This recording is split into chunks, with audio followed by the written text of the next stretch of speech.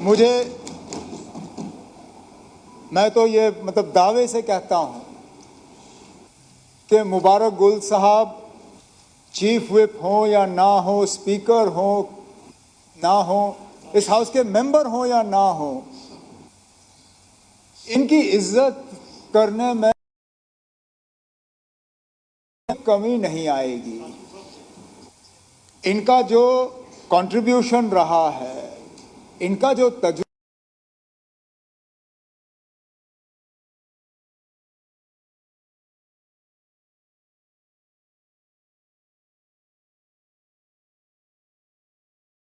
को याद होगा, आपको अच्छी तरह से याद होगा स्पीकर साहब, शायद सलाथिया साहब को भी हाँ याद होगा।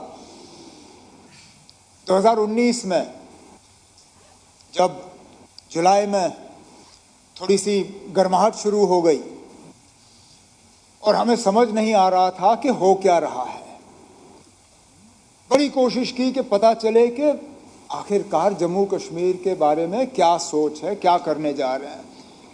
हमने कई दरवाजे खटखटाए, पूरा जवाब हमें कहीं से मिला नहीं। अगस्त के पहले ही दिन थे, शायद 1 या 2 अगस्त के आसपास, हम नवाई सूब के ऊपर वाले मीटिंग हॉल में बैठे हुए थे। हाँ 4 अगस्त था, 3 या 4 अगस्त था।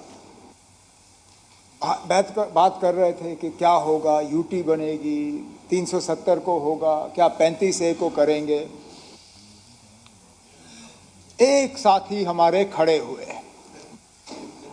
मुबारक गुल साहब, कहा आप लोगों को पता नहीं, और थपाया टेबल, कहा मैं आपको कह रहा हूं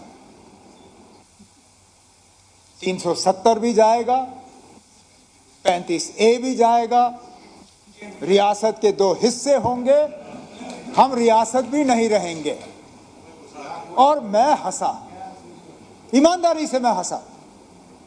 मैंने कहा गुल साहब आप क्या बात कर रहे हो, अगर ये इनको करना भी होगा ये इलेक्शन के नजदीक करेंगे, ताकि इलेक्शन में ये बेच के सीटों को थोड़ा बढ़ाएंगे। पार्लियामेंट इलेक्शन से 4.5 साल पहले करने का क्या फायदा, जबकि 4.5 साल के बाद बेचना इनके लिए मुश्किल होगा। तो कहा आप देख लीजिए क्या होगा। हमने अपनी मीटिंग खत्म की, घर गए। 5 तारीख को जब हमारे घरों पे ताले लगे और मैंने टीवी खोल के देखा कि क्या हो रहा है, मुझे सिर्फ एक साथी याद आए।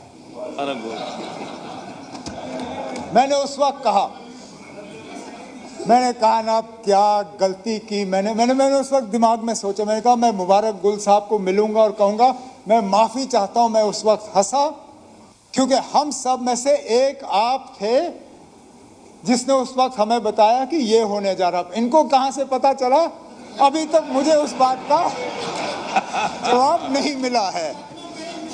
अब तो इसलिए मैं कह रहा हूं कि इनकी इज्जत में कभी कोई कमी नहीं आएगी, उसके लिए स्टेटस की जरूरत नहीं है। लेकिन अब हम मुद्दे पे आ जाते हैं। स्पीकर साहब, रूलिंग पार्टी के चीफ व्हिप का एक जरूरी रोल रहता है। क्या उस रोल में तनख्वाह और गाड़ी और ये सब देने की जरूरत है? हमें लगता है नहीं, क्योंकि ठीक इसी तरह फिर ऑपोजिशन पार्टी का भी, और खासकर वो ऑपोजिशन पार्टी जिसकी तादाद ज़्यादा हो, जहां leader of the opposition ministerial rank रखता हो। कल को ये कहेंगे ना, अगर हमारा लीडर भी मिनिस्ट्रियल रैंक रखता है तो हमारा चीफ व्हिप भी कम से कम MOS का रैंक रखना चाहिए। ये सिलसिला रुकेगा कहाँ पे? और साथ साथ में मुबारक गुल साहब को दोनों चीज़ों का तजुर्बा है, अगर मेरी याददाश्त सही है। ये बिना रैंक के चीफ व्हिप रहे हैं 2 बार, और फारूक साहब की हुकूमत में इनको कैबिनेट का दर्जा भी एज चीफ व्हिप दिया गया था। तो आप एडवाइजर थे, वो चीफ व्हिप की हैसियत से नहीं थे, वो एडवाइजर की हैसियत से आपको रैंक मिला था। लेकिन फारूक साहब की हुकूमत में एज चीफ व्हिप आपको कैबिनेट का एक दर्जा दिया गया था।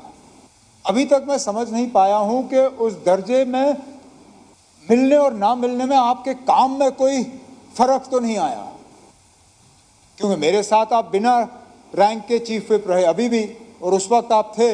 मुझे नहीं लगता है कि ये दर्जा देने की जरूरत है। और दूसरी बात, जो आपने अब कागज असेंबली के साथ शेयर किए, हमारे साथ भी शेयर करिएगा, क्योंकि हम फिलहाल तो हम रियासत है नहीं। आपने कई रियासतों में देखा होगा, उन्होंने मत दिया हो। हम बदकिस्मती से अभी भी यूटी हैं। यूटी विद असेंबली 2 ही हैं, पौंडीचेरी, दिल्ली और हम तीसरे। जहां तक हम समझ पाए हैं अभी इस तरह की प्रोविजन किसी और यूटी में है नहीं। लेकिन चीफ विप का रोल, किस तरह हम इनकी मदद कर सकें गवर्नमेंट के तरफ से, पार्टी के तरफ से, वो हम कर लेंगे। लेकिन इसको एक फॉर्मल स्ट्रक्चर बिल की सूरत में देना, वो हम मुनासिब नहीं समझते। इसलिए मैं ऑनरेबल मुबारक गुल साहब से मौतबाना गुजारिश करूंगा कि वो अपना बिल जो है वापस लें। सर बहुत बहुत शुक्रिया डॉक्टर साहब, ये उमर साहब का, इन्हें मेरे बारे में जो यहाँ अल्फाज के, तो इसके लिए मैं ज़ाती दिल की गहराइयों से कुछ शुक्रिया अदा करता हूँ। जहाँ तक इस बिल का ताल्लुक़ है, ये तो मैंने नहीं मांगा, मैं अपने इस सेशन में नहीं मांग रहा हूँ। ये मैं कहा कि आगे के जो होगा, इसमें एक ये लॉ कमिश्नर है, दूसरे हैं, उनको बिठा के हर जगह ये है। लेकिन इस वक्त जो है मैं इस बिल को वापस लेता हूँ, और ये साथ साथ ये गुजारिश करूँगा कि इसमें एक सेक्रेटरी असेंबली और जो लॉ डिपार्टमेंट से, पार्लियामेंट अफेयर्स मिनिस्टर से वो देखे, ताकि आगे वाले जो चीफ है उनको कोई प्रॉब्लम ना हो जाए। Thank you. चलिए, जो क्या ये हाउस ऑनरेबल मेंबर को अपना बिल वापस लेने की इजाज़त देता है?